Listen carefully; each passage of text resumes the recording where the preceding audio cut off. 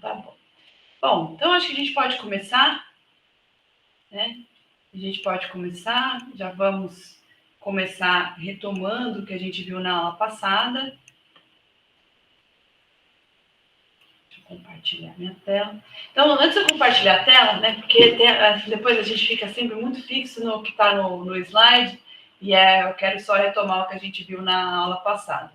Então, o professor Bernardo trouxe para vocês uma introdução sobre o direito internacional dos direitos humanos, um aspecto histórico desse direito internacional dos direitos humanos, desde uma perspectiva moderna até contemporânea, dessa evolução do direito internacional dos direitos humanos, justamente demonstrando que nós estávamos naquele momento na humanização do direito internacional. E isso é crucial para a nossa aula de hoje, essa perspectiva da humanização do direito internacional.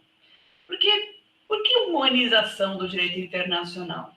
Porque, contrariamente a outras áreas do direito, o direito internacional público tem sujeitos distintos das outras áreas do direito.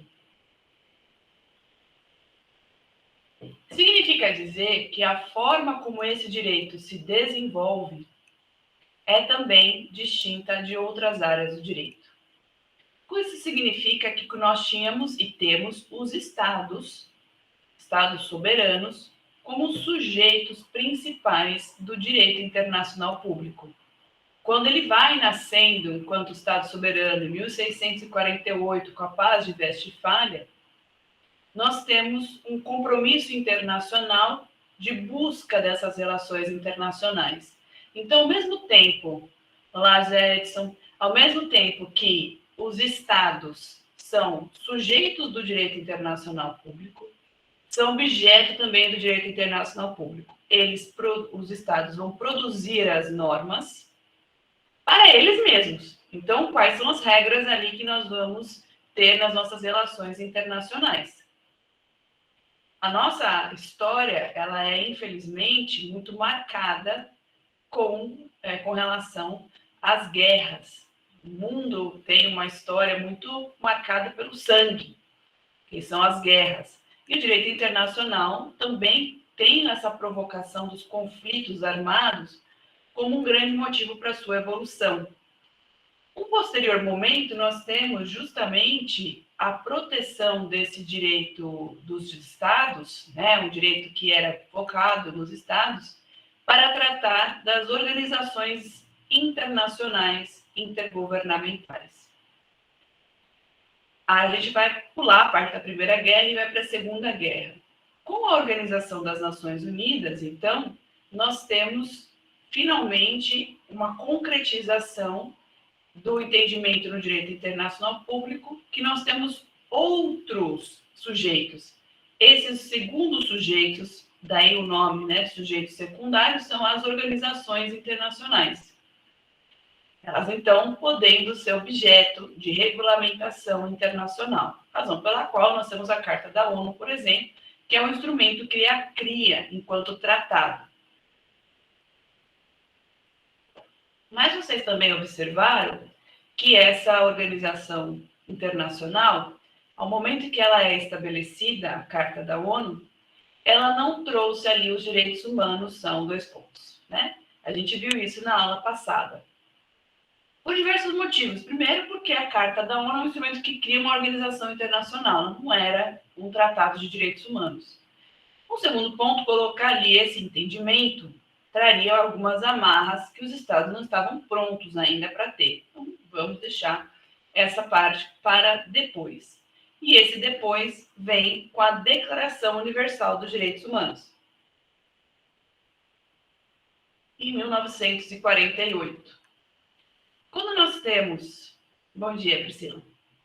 Quando nós temos essa evolução do direito para que uma organização internacional lidasse com o direito internacional como um fórum político, há uma necessidade de se proteger esses direitos. Porque a ONU é uma resposta em relação à guerra. A Declaração Universal dos Direitos Humanos é uma resposta às violações de direitos humanos, ao Holocausto. E ela vem, então, em 1948, inaugurando essa proteção internacional. E nós falamos também na aula passada, né? Eu estava mencionando com vocês na aula passada. E ela abre, então, esse caminho para que outros tratados de direitos humanos fossem ali elaborados nesse âmbito universal. Para concretizar o que nós temos como a base do direito internacional dos direitos humanos, eu mencionei na sexta-feira que nós tínhamos 2 outros tratados. Quem lembra os 2 outros tratados que formam o que nós chamamos de Carta Internacional dos Direitos Humanos?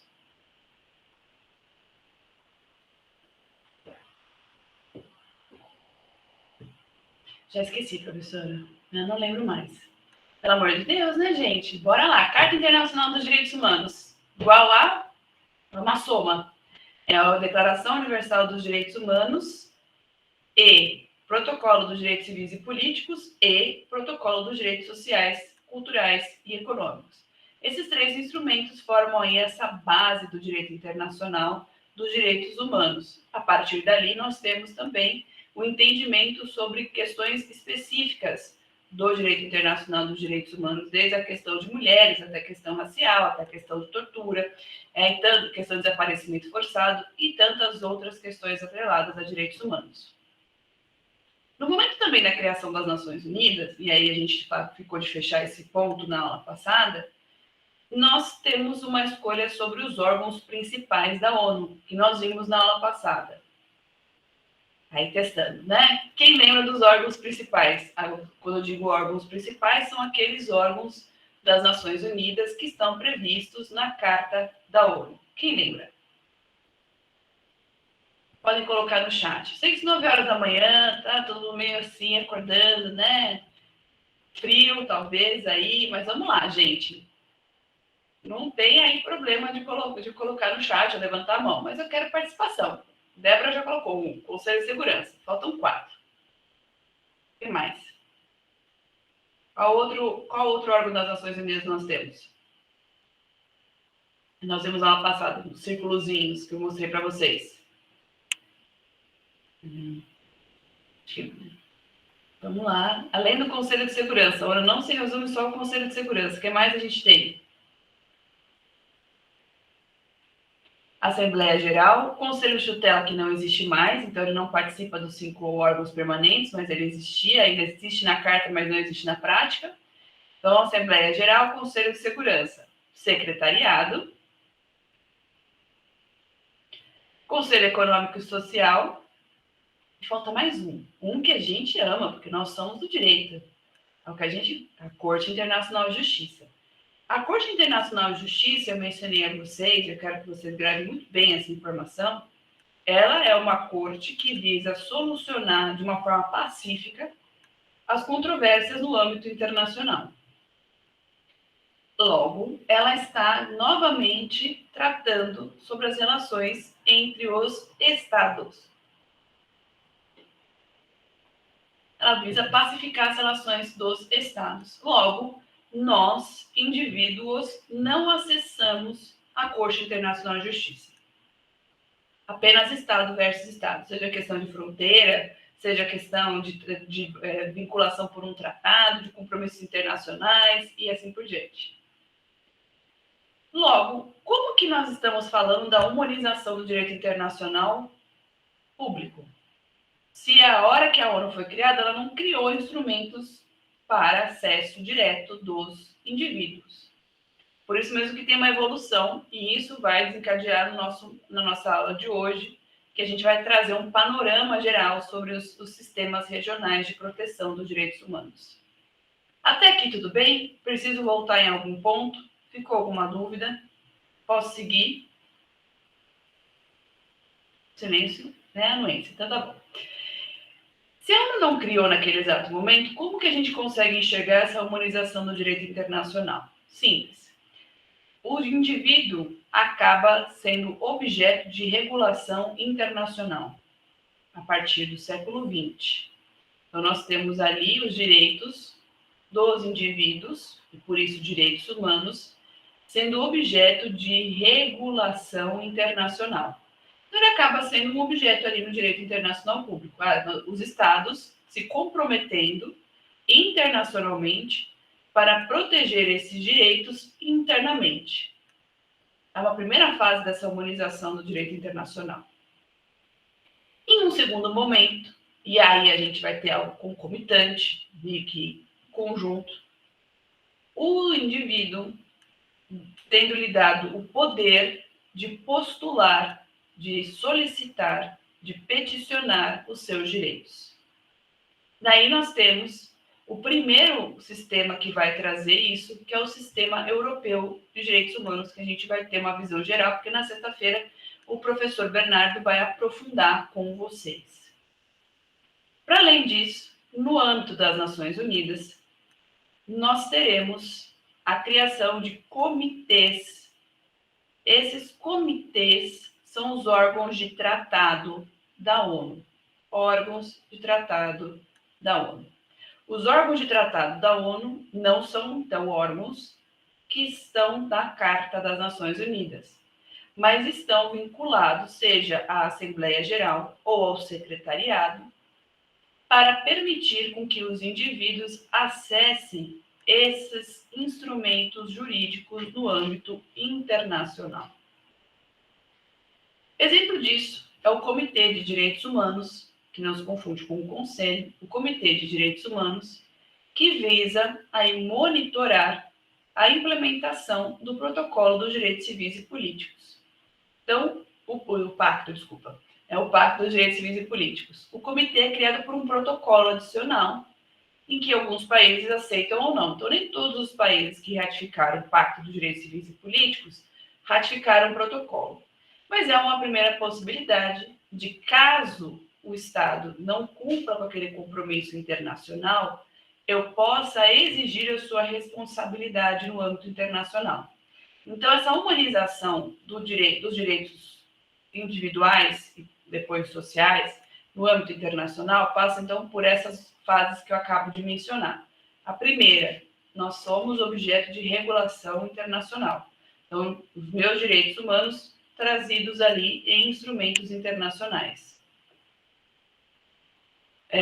Já vou falar sobre isso. E nós temos, num segundo momento, a possibilidade de um acesso à justiça por parte desses indivíduos a esses organismos que foram criados em função dos tratados. Aqui na ONU e nos sistemas regionais de proteção dos direitos humanos, nós temos uma clara visão de que estamos tratando de responsabilidade internacional. Isso é muito sério, porque quando a gente está falando em petição no âmbito internacional, seja para os órgãos de tratado da ONU, que não serão objeto da nossa aula especificamente, mas só para trazer essa introdução, quanto nos sistemas regionais, ainda que eu saiba quem diretamente violou os meus direitos individualmente, é o Estado que está sendo responsabilizado por essa violação a direitos humanos. Como que funciona a lógica da responsabilidade internacional dos Estados? O Estado ele pode ser responsabilizado internacionalmente por uma ação ou uma omissão. Uma ação desse Estado, um Estado que viola os direitos de um indivíduo porque privou ele de liberdade sem lhe dar acesso a um recurso justo, sem lhe dar acesso a um advogado, a um devido processo legal. Então, prendeu sem nenhuma base jurídica. Agiu violando esse direito. Ou indivíduos que estão em sistemas prisionais e têm as suas violações, estão sob o poder do Estado, então há uma ação do Estado nesse sentido. E diversas outras formas em que o Estado concorre, age para que haja aquela violação de direitos humanos. Ou o Estado se omite, não age para prevenir ou reparar aqueles direitos. Na questão do feminicídio, isso fica muito claro, principalmente na decisão Gonzalez e outros versus México, da Corte Interamericana de Direitos Humanos, em que um dos pontos, além de se ter a primeira vez uma corte internacional a utilização do feminicídio, o caso mostra que houve uma clara omissão do Estado mexicano que, sabendo das circunstâncias violadoras dos direitos das mulheres, principalmente na cidade de Juárez, não age nem para prevenir e nem para reparar. Então, ainda que nós não estivéssemos falando de um agente estatal que violasse os direitos daquelas meninas e mulheres na cidade de Juárez, o Estado, na hora de investigar, não investigava, na hora de reparar, não reparava. Havia, então, uma omissão. Isso levou à necessidade de uma responsabilização internacional. A gente vai voltar a alguns desses casos quando eu estiver falando do sistema interamericano, que vai ser o nosso encontro da semana que vem. Então, quando a gente está falando sobre essa terceira fase do direito internacional e a sua humanização, é a ideia da possibilidade de indivíduos podendo responsabilizar os estados. E a base para que isso possa acontecer está nos compromissos internacionais que esse Estado se comprometeu. Significa dizer que eu não posso responsabilizar um Estado quando ele não ratificou um tratado, a não ser que eu esteja falando de ius cogens, né? E aí, se eu estiver falando de ius cogens, são os 500. Ius cogens são as normas do direito internacional, que ainda que não tenha nenhum tratado que o Estado tenha ratificado a respeito, ele não pode se eximir da sua responsabilidade. Uma clara questão de ius cogens é a proibição da tortura. Então, ainda que o Estado não tenha ratificado nenhum instrumento jurídico a esse respeito, ao ter a tortura no seu território, ele poderá ser responsabilizado. Então, se eu não estiver diante da questão de ius cogens, eu só vou poder levar esse Estado para ser responsabilizado no âmbito internacional se nós estivermos diante de um instrumento jurídico que ele se comprometeu. Então, é um tratado que esse Estado se comprometeu. Ao mesmo tempo que a gente está trazendo esse desenvolvimento muito recente do direito internacional dos direitos humanos, porque a primeira Corte Regional de Direitos Humanos vai ser a Corte Europeia de Direitos Humanos, a gente já vê logo mais, nós precisamos entender uma lógica no direito internacional público. Essa lógica parte de um princípio, que é o princípio da soberania. O princípio da soberania vai reger as relações internacionais. Então, não posso violar a soberania de um Estado. Mas entender que a soberania é um desafio constante, porque o que a gente entendia como soberania há 200 anos é diferente de agora. Quando eu falo a palavra soberania, muitos devem entender essa organização interna dos Estados que poderiam surgir ao longo do tempo. Ou seja, eu tenho uma estrutura que vai se colocar no território, povo, soberania, aquela clássica divisão do Estado soberano. Mas soberania é apenas uma fronteira? Soberania é apenas a minha posição política? Será que eu vou falar que há uma violação da soberania se há uma ingerência no processo democrático de um Estado no outro? Todas essas questões estão atreladas ao direito internacional público. Mas aqui, o direito internacional dos direitos humanos se pauta na ideia de que um Estado, exercendo a sua soberania, deve ser a ele dada a oportunidade de implementar os direitos humanos. Isso significa dizer que não é a partir do momento que há uma violação de direitos humanos que automaticamente eu posso acessar os instrumentos do direito internacional. Tudo bem até aqui? Todo mundo entendendo? Está muito rápido. Eu já vou compartilhar o sistema europeu com vocês. Está dando para acompanhar, gente? Vocês estão muito quietos hoje.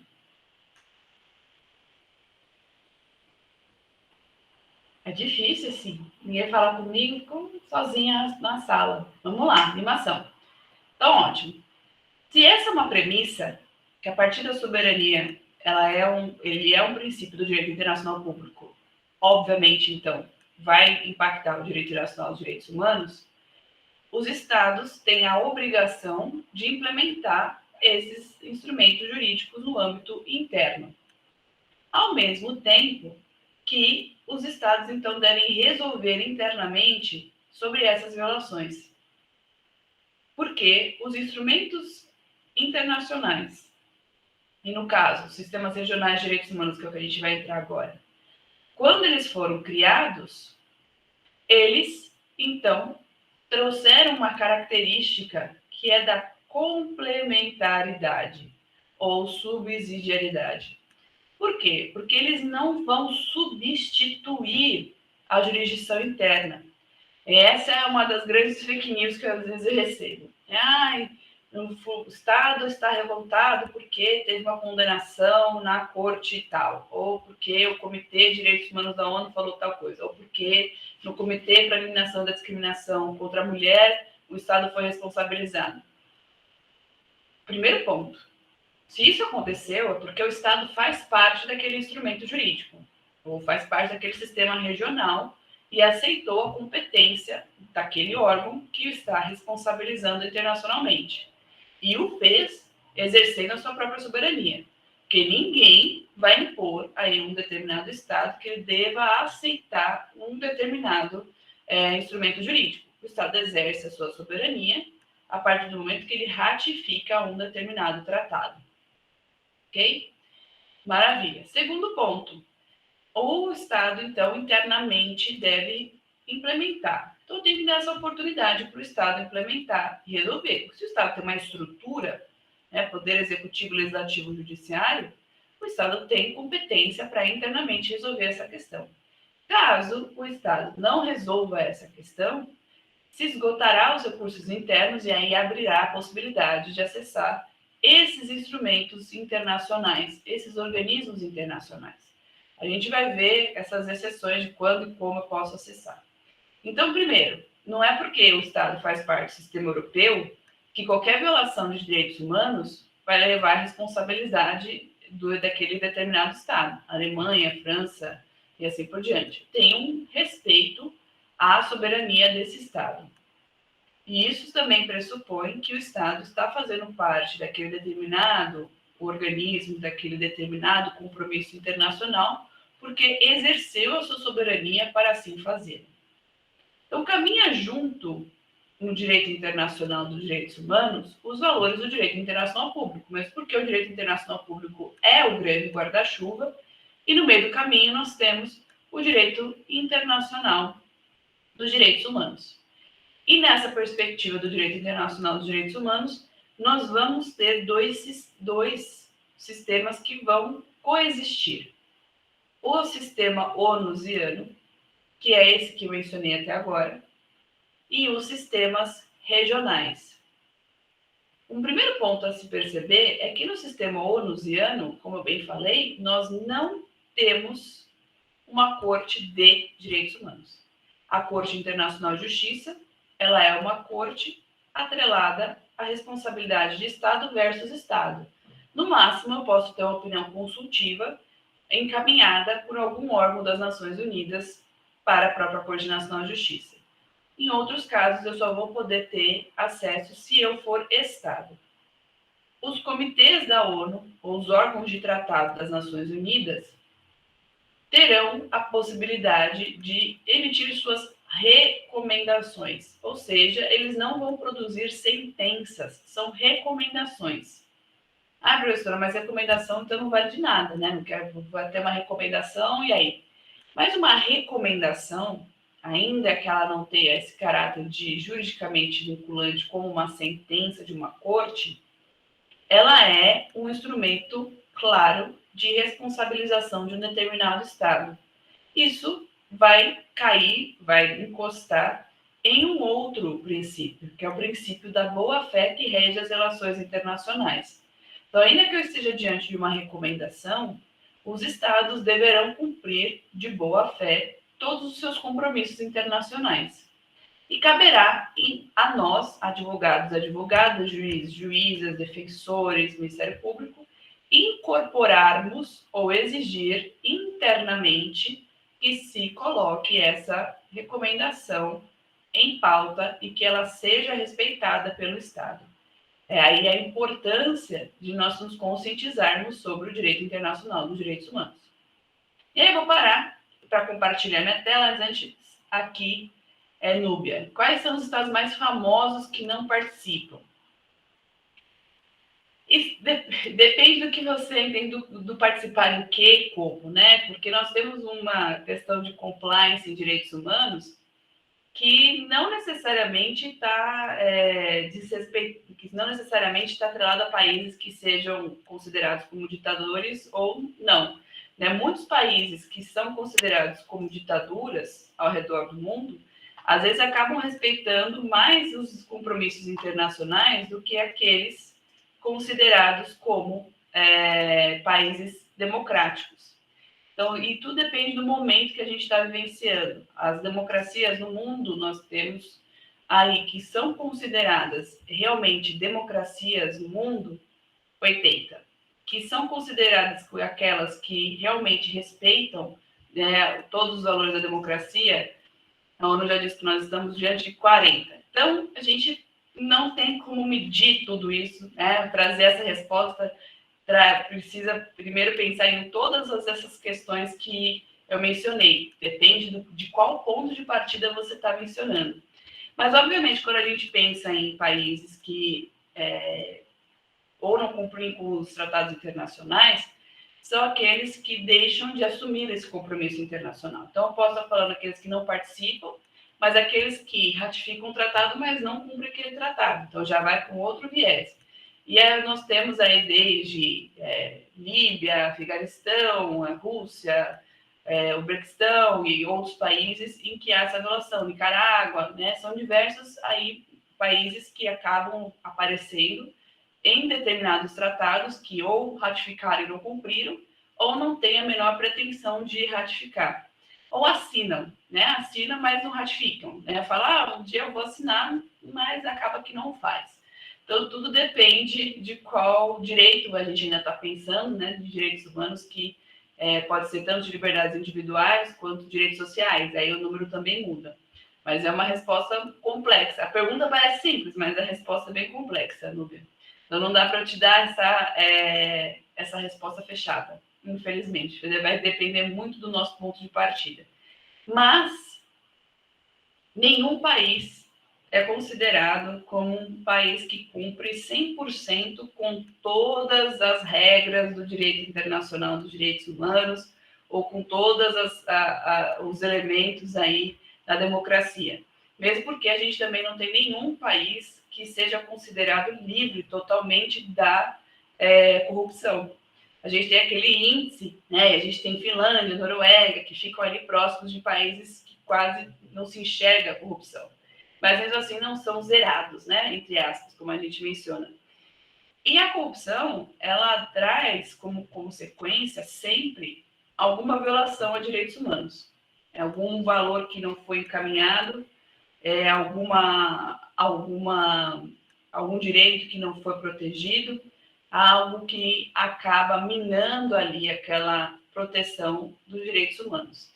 Então, se em 1993 a ONU retoma a Declaração Universal dos Direitos Humanos, com a Declaração, né, de Viena, e diz que nós não temos direitos humanos sem democracia e não temos democracia sem direitos humanos, se nós não temos um país que a gente possa dizer que está 100% livre da corrupção, a gente também não pode dizer que todos os valores de direitos humanos a gente vai encontrar em um determinado país lá. A gente tem que ser igual a esse país. Ao mesmo tempo que mesmo que a gente tivesse, vamos supor que a gente tivesse um país que fosse modelo, maravilhoso, segue todos os tratados internacionais, incorpora da melhor forma possível e etc., por que eu não conseguiria fazer com que outros países também seguissem esse modelo? Por que eu não consigo fazer isso?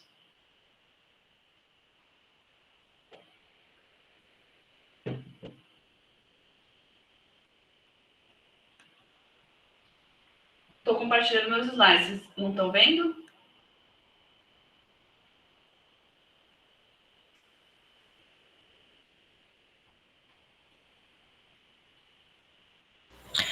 Professora, só dá para ver a página inicial do slide, pelo menos para mim. Mas está aparecendo sistemas regionais de proteção de direitos Isso, humanos. ok. Isso mesmo. Ah, então tá bom. É que a Maria Souza falou que ela não está enxergando. Então, Maria, não sei qual se o seu computador, porque está aparecendo sim. Mas vamos lá. Pergunta de milhões. Por que a gente não consegue trazer um modelo único e falar para todos os estados seguirem? Seria bom, né? Esse país respeita todos os direitos humanos. A gente deveria seguir esse país e implementar da forma como ele implementou. Por que a gente não conseguiria fazer isso?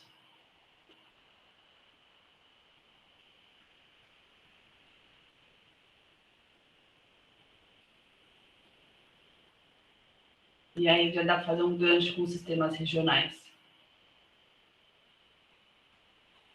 Gente, o que acontece? Por que a gente não pode fazer isso? Não seria ótimo pegar um estado e falar, olha, todo mundo deve ser que nem esse país? Qual que é o grande problema que nós temos a implementar isso? Valor econômico de cada país? Questão econômica, Isso, questão caráter cultural cultural. e histórica. Os valores de direitos humanos não podem ignorar também as questões culturais. Senão, se os direitos humanos ignorarem as questões culturais, econômicas, históricas, ele se torna um mecanismo de colonização e não de concretização de direitos humanos. Daí o perigo de trazer aí essas comparações, que eu acho muito engraçado às vezes essas comparações. Ah, porque na Suíça, né, e compara com o Brasil. Com tantas diferenças entre os dois países, eu não tenho como comparar. Não tem como comparar. E também eu não posso criar um modelo único. Porque se eu crio esse modelo único, esse discurso já foi utilizado como forma de dominação anterior. Que coisa mais absurda do que a própria ideia de colonização?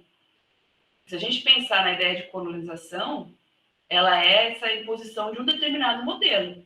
Chegamos no Brasil e, entre aspas, né, descobrimos o Brasil.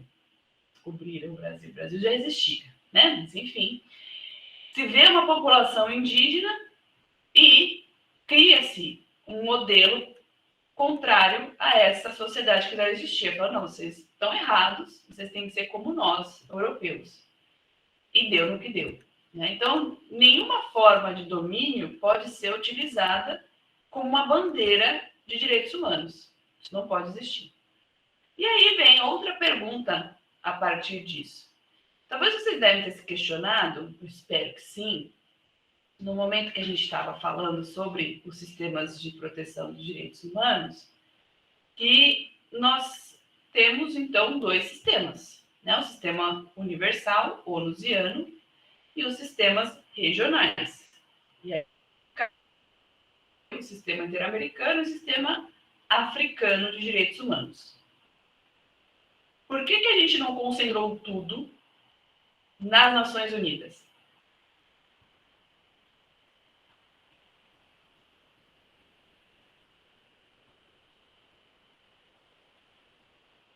Por que a gente não deixou tudo para a ONU resolver? Você, para que eu vou criar um sistema de proteção de direitos humanos se a gente já tem a Declaração Universal de 1948, se já estão desenvolvendo outros tratados de direitos humanos? Por que eu vou ter sistemas regionais de proteção de direitos humanos se eu tenho um sistema universal de proteção de direitos humanos?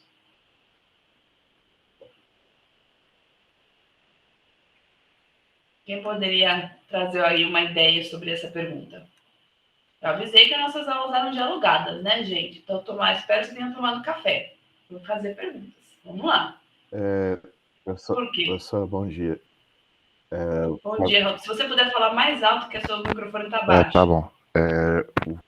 Apenas chutando aqui, mas será que a resposta à sua pergunta seria porque tem tem temas de direitos humanos específicos que são mais caros a determinada região que outros, e também que os direitos humanos não necessariamente universais e que determinadas regiões, algumas pautas entram nessa pauta e outras não? Excelente, Rodolfo. É justamente essa questão que aparece aqui da justificativa. Os três sistemas que eu menciono a vocês têm características regionais distintas. Então, tratar de direitos humanos na Europa é uma coisa. Tratar de direitos humanos na América Latina, nas Américas, né, porque até os Estados Unidos faz parte, nas Américas é outra. Tratar no continente africano é outra. Então, ainda que se tenha uma lógica universal, uma busca de um desenvolvimento que seja abrangente a todo o globo, e a razão pela importância que existe em termos das Nações Unidas, nós temos desafios regionais que demandam respostas específicas. Exemplo, adianta o sistema europeu ter uma previsão específica e totalmente abrangente sobre a proteção dos povos indígenas, tal qual existe no sistema africano, no sistema interamericano? Ainda que ele tenha, né, possa tratar a respeito da população indígena, nós temos uma questão muito cara à nossa região sobre a proteção da população indígena, que demanda uma resposta que seja específica. Vou trazer um exemplo muito claro que talvez deixe isso mais assentado nas anotações de vocês. Porque sempre surge essa dúvida. Sempre me perguntam. Vocês não perguntaram, mas eu mesmo perguntei para vocês. Sempre quando eu chego nessa parte da matéria, alguém pergunta, mas por que a gente tem sistemas regionais se a gente já tem o sistema ONU? A ONU poderia resolver tudo, né? O milagre do direito internacional. Proteção do direito das mulheres.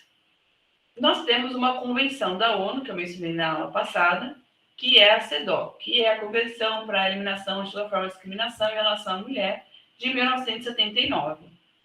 Pois bem, no sistema interamericano, nós temos a Convenção para a Erradicação de toda forma de violência contra a mulher, também conhecida como Convenção Belém do Pará, de 1994. Sem pensar na perspectiva da existência dos dois sistemas. Por que eu tenho uma convenção da ONU nesse ponto, direito das mulheres, e eu tenho uma outra convenção sobre o direito das mulheres no sistema interamericano? Porque alguém já leu alguma dessas duas convenções? Alguém trabalha com questão de gênero? Pode também contribuir aqui? Ninguém? A gente tem que ler as duas convenções, né? São duas convenções incríveis. Mas a Convenção das Nações Unidas, ela é uma forma muito mais abrangente sobre o direito das mulheres, está muito preocupado com a igualdade entre homens e mulheres, principalmente no âmbito econômico. Já a Convenção Belém do Pará, o próprio nome já traz um direcionamento. A preocupação do sistema interamericano é essa violência exacerbada que é consequência da discriminação em relação à mulher na nossa região. Então, precisava de uma resposta mais específica para essa área dos direitos humanos, para essas violações de direitos humanos. Então, de nenhuma forma há uma competição, né, quem foi primeiro, quem escreveu primeiro, por quê e tal, mas uma complementação para uma resposta integral na proteção dos direitos humanos. Está claro até aqui? Todo mundo entendeu a lógica da existência dos sistemas em conjunto com o sistema onusiano? Sim, professora, tá claro. Tá claro? Obrigada, Priscila.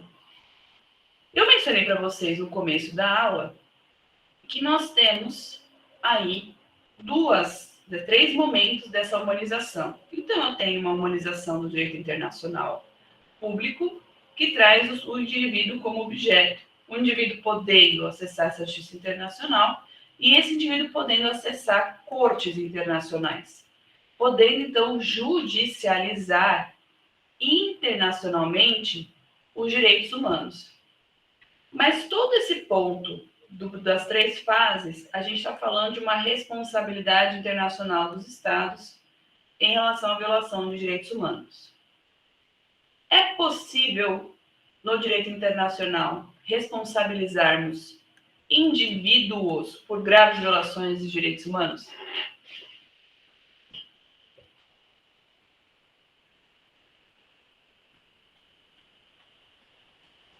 Pode No caso, pode responsabilizar o Estado, né? No caso.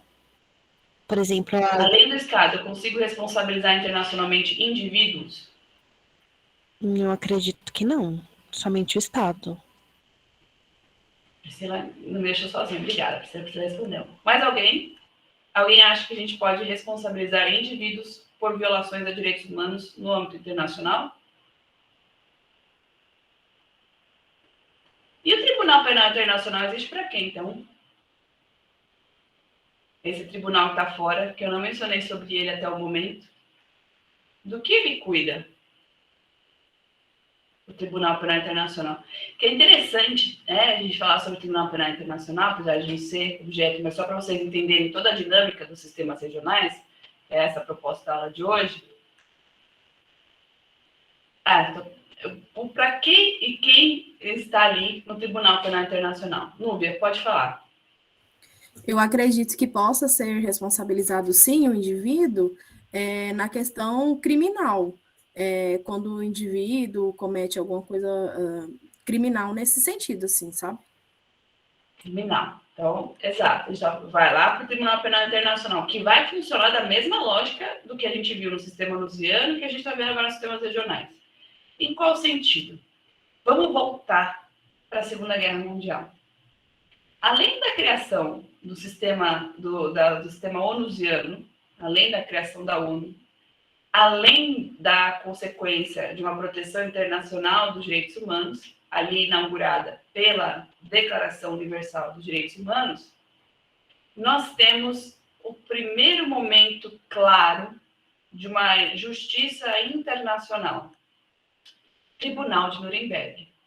Tribunal de Nuremberg ocorre na Alemanha, Nuremberg é na Alemanha, com juízes de diversos países, com promotoras de países, se tornando, então, um tribunal internacional para verificar a responsabilidade daqueles indivíduos nos crimes de guerra, crimes contra a humanidade por conta do nazismo. A gente ainda não tinha o genocídio, que vai ser um objeto de regulação internacional pós-Segunda Guerra. E o crime de agressão.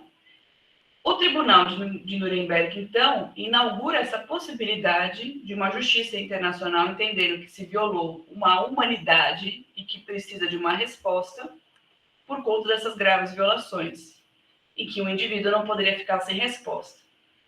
A Alemanha não tinha condições físicas de lidar com qualquer tipo de julgamento, porque ela estava totalmente destruída, e não tinha essa possibilidade, então, de julgamento, mas não poderíamos ficar sem uma resposta.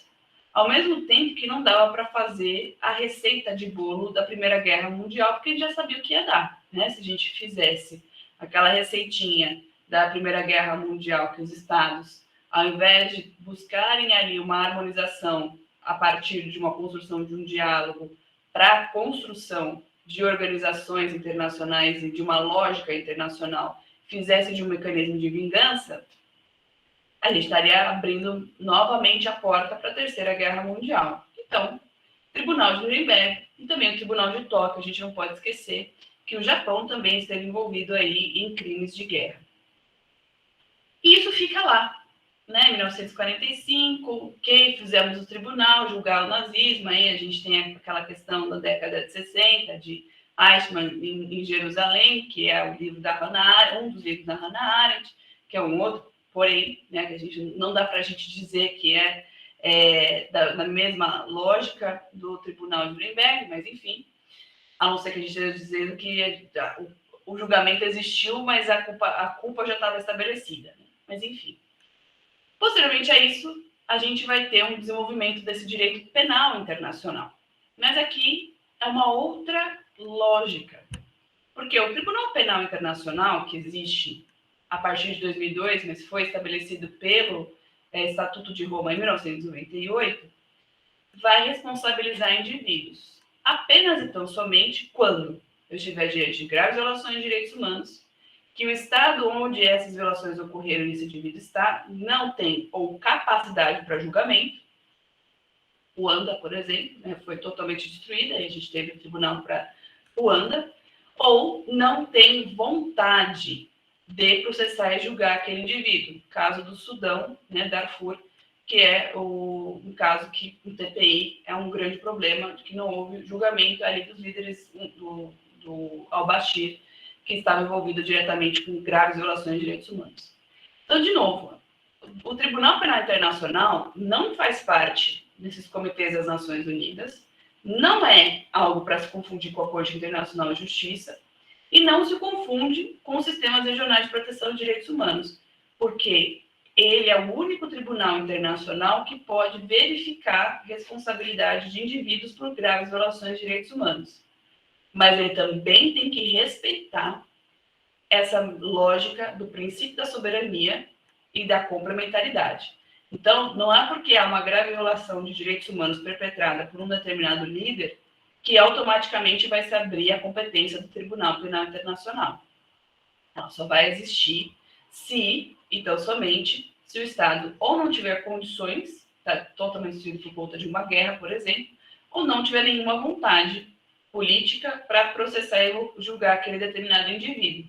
E essa falta de resposta na justiça internacional vai abrir aí a possibilidade da competência do Tribunal Penal Internacional, que vai depender também de alguns requisitos, né? Só sobre o Tribunal Penal Internacional daria já uma outra aula.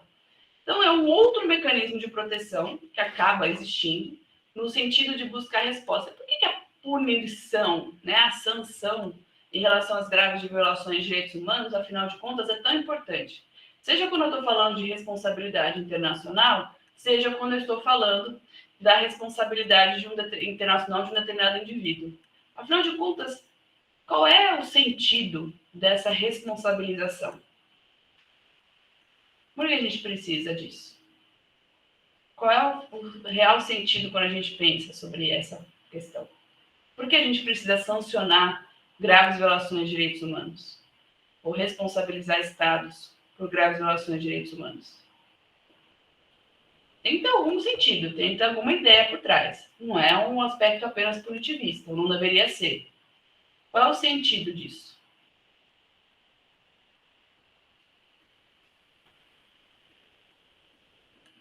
Ué, por que a gente está numa aula sobre os sistemas regionais de proteção de direitos humanos? Porque a gente quer ter uma resposta. Por que existe, então, essa possibilidade de responsabilidade internacional dos Estados? Ninguém ia responder? Tem resposta no chat. Alguns já responderam. O meu chat não está atualizando. Ah, agora foi. Por que agora... Peraí, eu fechei, abri, agora foi. Responsabilidade horizontal, ok. Os presidentes andam adotaram as políticas de prevenção. Não, Núbia. Não necessariamente. Para desestimular os demais. Será que é só para desestimular os demais? Se fosse assim, será que a gente teria tantas violações de direitos humanos? Porque os países são condenados assim. No sistema europeu, temos diversas decisões. É suficiente só dizer que vou conscientizar os demais, vou usar um como exemplo e falar, cuidado, se você, Estado, não fizer como eu estou falando, vai ser que nem aquele outro ali, que está tendo que pagar uma reparação. A lógica dos direitos humanos é, a partir do momento, quando a gente pensa em direitos humanos, tem toda uma característica de lutas dos direitos humanos que vocês viram com o professor Bernardo na sexta-feira passada. Ainda que de uma forma rápida, porque uma hora não dá para cobrir tudo, mas só para relembrar essa questão. Um princípio basilar dos direitos humanos é o princípio da reparação integral e da não repetição. Então, para além de desmoralizar os países, etc., a preocupação dos direitos humanos não é essa preocupação política. Isso é uma consequência. Mas a preocupação aqui é que, a partir do momento que eu tenho uma responsabilização e eu crio mecanismos de reparação, ou seja, eu não deixe sem resposta, eu vou reparar integralmente esse direito, porque é o meu objetivo aqui, essa violação seja reparada, ainda que em determinados casos a reparação integral não seja plenamente possível, quando a gente está falando, por exemplo, da violação do direito à vida, e garantir mecanismos de não repetição. Quando a gente for falar sobre o sistema interamericano, se a gente for tratar sobre as sentenças da corte, a gente vai ver claramente isso, mecanismos de não repetição. Então, Estado, a violação foi essa, a sua ação tem que ser essa. Porque ficar te punindo o tempo todo, ou ficar punindo o Estado, não leva a nada. Eu preciso criar mecanismos para que essa violação deixe de ocorrer no futuro. Porque eu não quero apenas punir, eu quero evitar que seja necessário ter essa punição no futuro. Obviamente que, se a gente pensar na proteção internacional de direitos humanos, ela é recente, a gente está muito longe de ter um cenário em que a gente não precise desses mecanismos mais, em que a proteção dos direitos humanos seja algo automático. Mas é por isso mesmo a importância de nós termos esses sistemas existindo como via para a proteção desses direitos humanos. Então, é uma garantia visa, né, criar mecanismos de não repetição dessa violação a partir do momento que eu entendo que há uma responsabilidade internacional daquele Estado. E viso também trazer, a partir dessa justiça internacional, uma reparação integral às violações ocorridas. E aí, de novo, né, nós temos, então, os sistemas, e aí trouxe mais um para a cereja do bolo, que se complementam. Ainda que o Tribunal Penal Internacional esteja na esfera das Nações Unidas, nós temos, então, o sistema onusiano, sobre responsabilidade internacional dos Estados, os sistemas regionais de proteção dos direitos humanos e o Tribunal Penal Internacional. Penal Internacional, ele não é uma corte de direitos humanos, mas, obviamente, vai tratar sobre graves violações de direitos humanos. Quando eu estou falando de genocídio, quando eu estou falando de crimes contra a humanidade, eu estou falando de graves violações de direitos humanos, ainda que ele não seja uma corte específica para proteger direitos humanos. Feito isso, então, a gente entra nos nossos sistemas regionais, e aí esse momento vai ser só para pontuar, porque a gente vai entrar em cada um desses sistemas especificamente. O professor Bernardo na sexta, sistema europeu, eu na quarta-feira, sistema interamericano, e ele no último encontro com vocês na próxima semana, sistema africano de proteção de direitos humanos. Dúvidas até aqui? Desses pontos que eu mencionei, está claro sobre como funciona, quais são as diretrizes? Sim, professora, está bem claro. Então tá bom, maravilha. Está passando para vocês?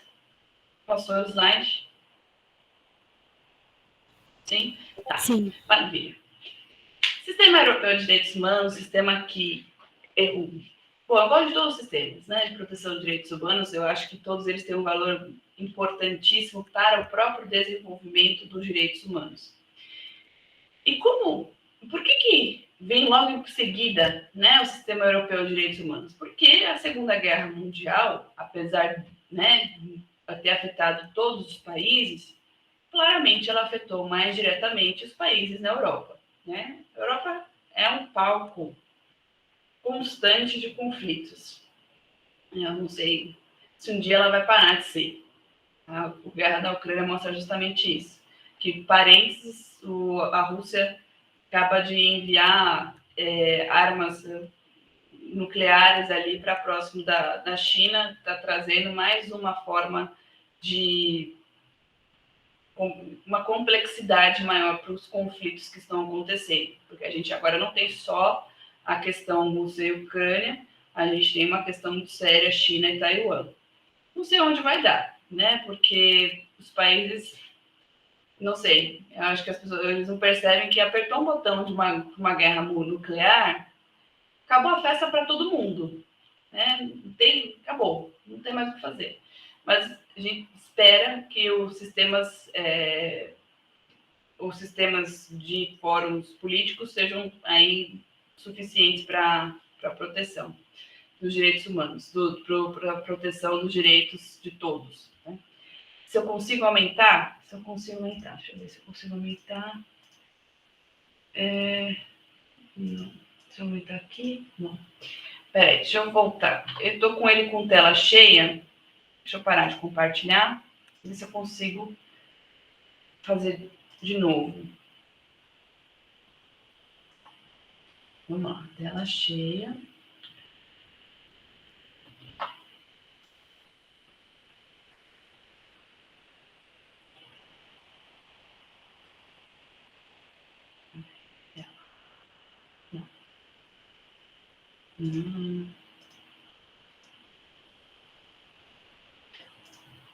Vamos ver se agora melhorou. Melhorou? Ou tá igual?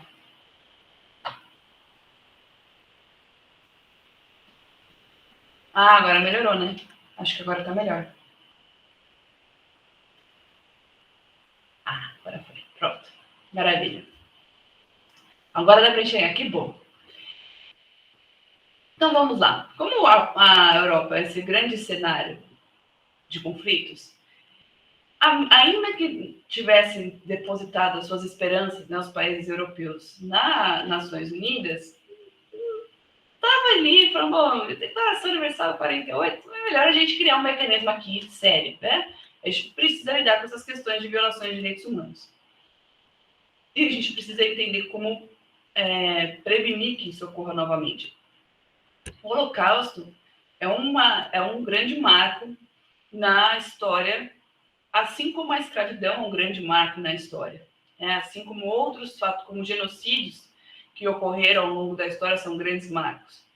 Mas a Europa, muito preocupada com aquilo que historicamente ela mesma desenvolveu. A própria perspectiva de criação de guetos, onde as minorias ficavam, dentre elas os judeus, foi uma criação que a Europa criou para afastar. Então, se eu tive a oportunidade de conhecer a cidade de Praga, na República Tcheca, e fui no bairro judeu. A crueldade que existiu ali, durante principalmente o Holocausto, mas antes disso, na Idade Média, eles colocaram os judeus onde era um local que sempre alagava. Então, era um local úmido, um local onde as pessoas morriam de tuberculose, onde as pessoas frequentemente perdiam as suas casas, mas colocavam, era um local mais afastado do centro da cidade, e era fechado, além de tudo, e durante toda a Idade Média, até o século XVIII, o local era feito com muralhas, eles eram literalmente presos ali. Então, toda essa discriminação histórica facilitou com que estivesse o nazismo, porque, afinal de contas, a discriminação estava enraizada. Então, a Europa fala, bom, a gente precisa melhorar isso, a gente precisa trazer uma resposta mais clara para que essas violações não ocorram novamente. A seriedade que precisa ser tratada, essa questão da discriminação. Não que tenha ocorrido um milagre, que não exista mais discriminação. Em todo local do mundo, a discriminação ela ocorre em determinados níveis e contra determinados grupos. E essa questão da República Tcheca me chamou a atenção, e até mencionei ontem com os alunos, porque é realmente muito chocante, um outro fator. Uma cidade próxima, que eu não sei pronunciar o nome, foi uma cidade que foi criada como modelo no final da Idade Média. E essa cidade era uma cidade muralhada também, que tinha uma prisão muito bem protegida. E os nazistas pegam essa cidade antes do começo da Segunda Guerra, tomam aquela cidade, e eles utilizam aquela cidade como um cenário, literalmente um teatro. Eles pegam uma família judia, filmam essa família judia na cidade, dizendo que a cidade era incrível, que a cidade era uma cidade modelo. E o discurso dos nazistas para entrar na República Tcheca fala, a gente não é malvado, a gente é do bem, está tranquilo, a gente não quer nenhum mal para ninguém, e vejam como a gente é tão do bem, a gente vai levar os judeus para uma cidade onde eles serão respeitados, onde eles terão seus direitos. É uma cidade modelo. E como é que isso acaba se espalhando se não tinha WhatsApp na época? Como é que essa notícia se espalhou tão rápido? Porque, como eu mencionei, eles filmaram. E naquela época, não tinha Netflix. Eles faziam como? Eles colocavam eles pegaram essa filmagem e colocavam antes dos filmes, exato, no caso que eu li. E colocavam antes dos filmes no cinema. Os nazistas tinham enviado esse filme para ninguém mais, ninguém menos do que o Comitê da Cruz Vermelha. E eu comentei, falando, olha, até que não tá tão ruim assim, né? Até que tá indo bem, estão querendo ajudar. E muitas pessoas acabavam indo de boa vontade para essa cidade. E a população local achava que se achava até injustiçada, falava, por que eles estão tendo esse tratamento diferente, estão indo lá para uma cidade tão incrível, né? E a gente aqui. E no final, a gente já sabe qual era o real motivo. Colocavam naquela cidade, muralhado, ninguém entrava, ninguém saía, a prisão ali era perfeita para a eliminação dos judeus. Como isso tudo acontece na frente de todo mundo? Era esse questionamento que a Europa se colocou no final da Segunda Guerra. Porque, obviamente, que o que aconteceu, o que foi o Holocausto, não era algo que não se podia prever. A gente pegar as leis de Nuremberg de 1936, que retira todos os direitos dos judeus, tornou eles apátridas na Alemanha, ali estava assinado o que ia acontecer. Mas você acho que não vai acontecer nada. Ou não me afeta, não é problema meu. Então, a necessidade de uma resposta mais pontual em relação às violações de direitos humanos permite com que nós tenhamos esse desenvolvimento muito claro sobre o sistema europeu dos direitos humanos.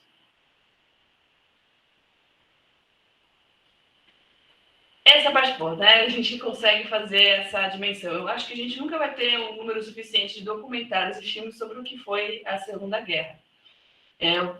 E com todas as outras, e todos os outros conflitos também ali colocados. Mas isso mostra uma necessidade, então, de criar um mecanismo de proteger esses direitos mínimos. A Europa falou, bom, a gente já fez mais que o suficiente para violar direitos humanos, então vamos pensar em mecanismos para proteger esses direitos. Ainda que a gente tenha que fazer alguma crítica aqui. É muito legal, que maravilha esse sistema europeu. Quando que a gente termina a colonização de países europeus no mundo?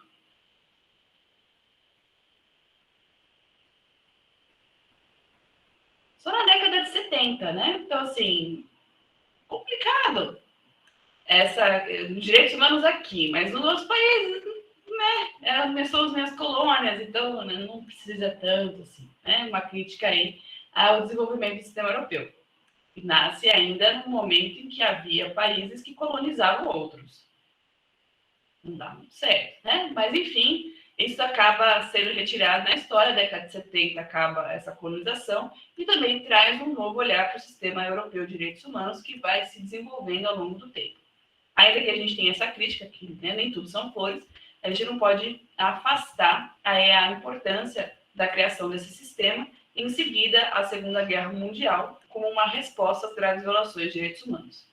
E esse sistema vem quando a Europa começa a criar o seu concerto europeu do século XX para harmonizar suas relações. Então, ele cria ali o Conselho da Europa, um primeiro organismo que vai organizar esses estados, podendo ser um fórum. Falou, bom, a gente não pode mais deixar um falando sozinho e o outro falando ali. Deixar fazendo dessa forma não foi muito bom. Excluir países da nossa política externa também não deu muito certo, né? A Primeira Guerra levou à Segunda. Então, vamos pensar em um outro mecanismo. Eles aprenderam a lição e criaram ali mecanismos fortes, né? Porque a gente tem Parlamento Europeu e assim por diante. E criou-se, então, o Conselho da Europa, que vai justamente reger toda esse desenvolvimento das relações europeias posteriormente. E vocês vão ver com mais vagar com o professor Bernardo na sexta-feira. E aí, os países falaram, bom, a gente precisa de um instrumento nosso de direitos humanos. A gente precisa criar uma convenção regional. Se a gente está se organizando regionalmente, a gente precisa de uma convenção nossa. E aí, nós temos a Convenção Europeia de Direitos Humanos, que é uma convenção extremamente importante, porque é a primeira que vai trazer, em formato de convenção regional, a proteção dos direitos humanos. A Convenção Americana de Direitos Humanos vem somente em 1969 e entra em vigor apenas em 1978. E ela vai trazer ali um caminho a ser percorrido. Esse caminho a ser percorrido permite, traz como exemplo, para os outros dois sistemas, como se organizar. Porque, como eu mencionei, o Sistema Europeu de Direitos Humanos é essa consequência da segunda e terceira fase da humanização do direito internacional. Como que isso acontece, então? Se eu tenho um instrumento jurídico que vai prever quais são esses direitos, e aqui é uma convenção, ou seja, juridicamente vinculante, como que eu vou monitorar essa proteção dos direitos humanos?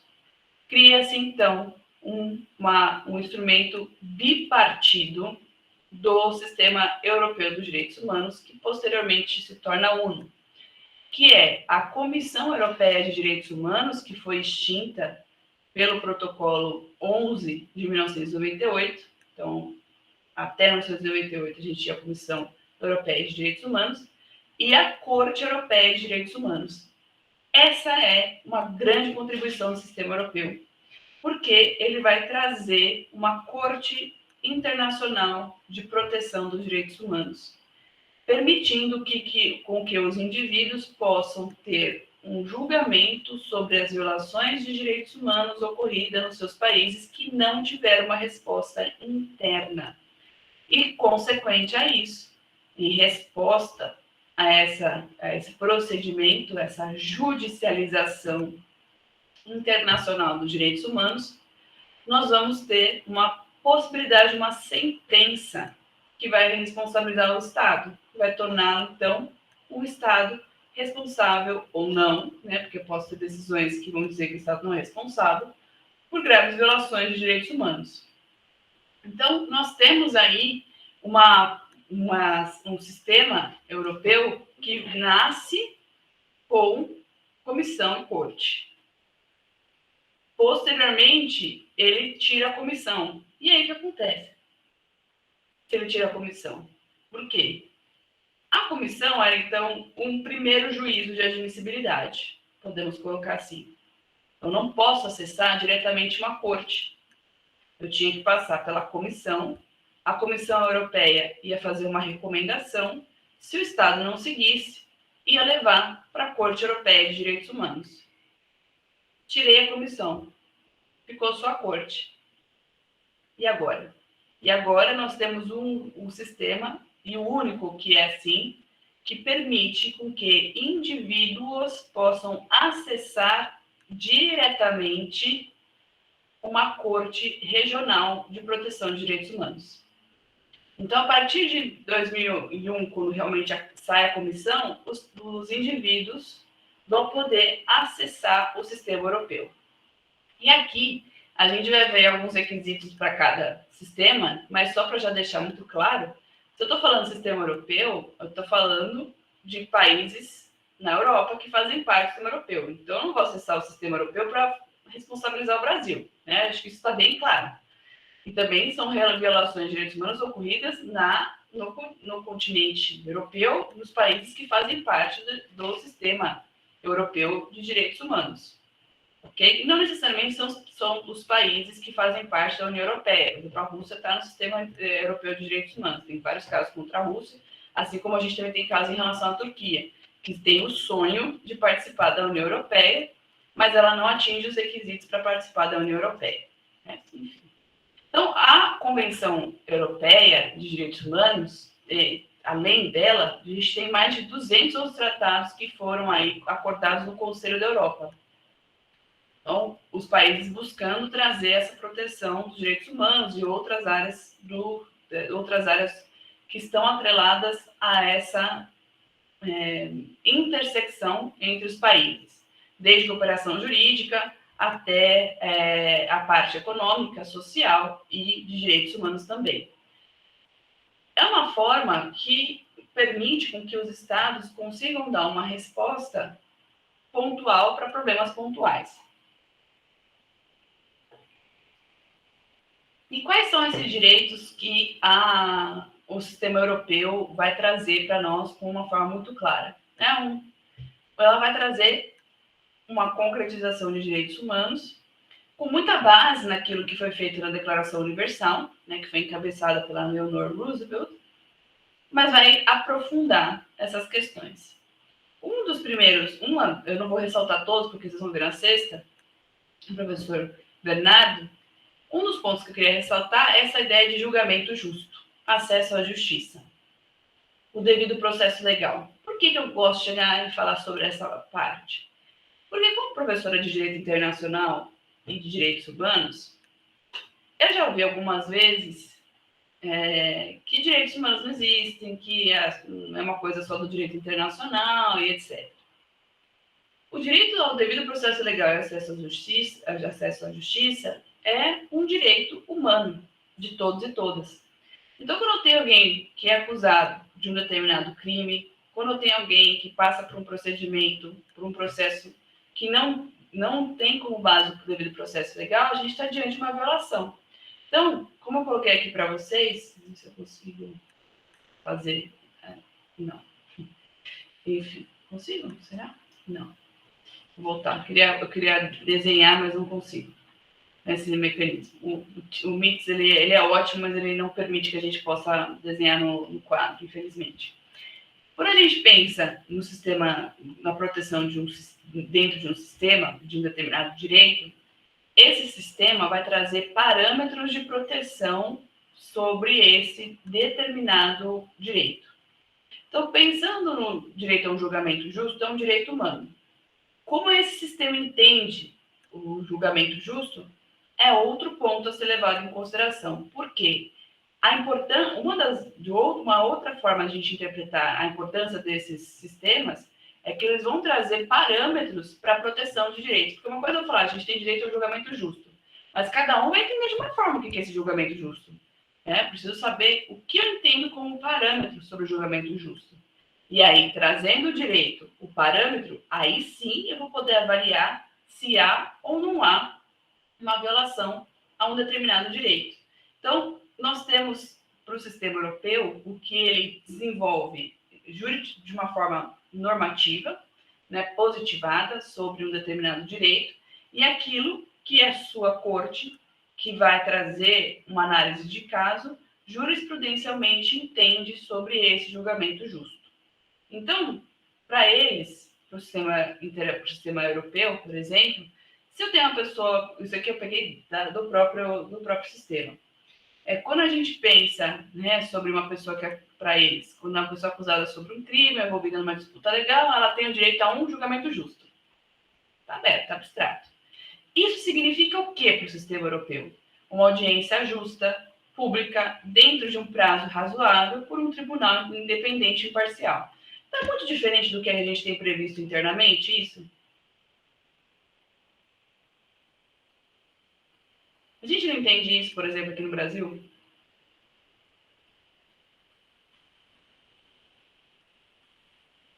Está dentro de um parâmetro. Então, o direito internacional dos direitos humanos, ele não inventa a roda. Obviamente, ele é uma concretização daquilo que constitucionalmente a gente previu como direitos fundamentais. Porque ele quer garantir que haja uma harmonia sobre o entendimento de um determinado direito. Então, o direito a um julgamento justo deve ser o mesmo na Alemanha, como deve ser o mesmo entendimento na França. Como internamente a gente vai ter essa audiência justa, pública, etc., aí cada país faz o seu. Mas eu tenho ali um parâmetro a ser seguido, a ser respeitado no desenvolvimento desse direito. Então, é um caminho, é uma direção. O Tribunal Europeu tem muitos casos. Tem mais casos que o sistema europeu e o sistema africano juntos. Não só porque ele tem mais tempo, mas também porque ele tem um outro mecanismo de julgamento que vocês vão ver o professor Bernardo. E ele vai destacar diversos julgamentos que foram considerados injustos. Então, vamos tentar analisar aqui como que a gente vê a violação de direitos humanos. Primeiro, eu tenho um direito a julgamento justo. Eu tenho o que é o significado desse julgamento justo. Eu tenho alguém que alega que não teve um julgamento justo e não teve um recurso interno que pudesse reverter essa situação. Tentou esgotar os recursos internos, não conseguiu. Vou para a Corte Europeia de Direitos Humanos. Corte Europeia de Direitos Humanos diz que a prisão, por exemplo, desse exemplo que a gente está mencionando agora, levou a uma prisão de uma pessoa inocente, ou sem um julgamento justo. Qual a reparação que vocês, enquanto juízes ou juízas do Tribunal Europeu, dariam? Qual é a resposta aí a essa questão? Então, eu desenvolvi com vocês até o ponto em que a gente confirmou que houve uma violação. E aí? Confirmei a violação. Falar, é isso, gente, tá? Realmente houve uma violação. E agora?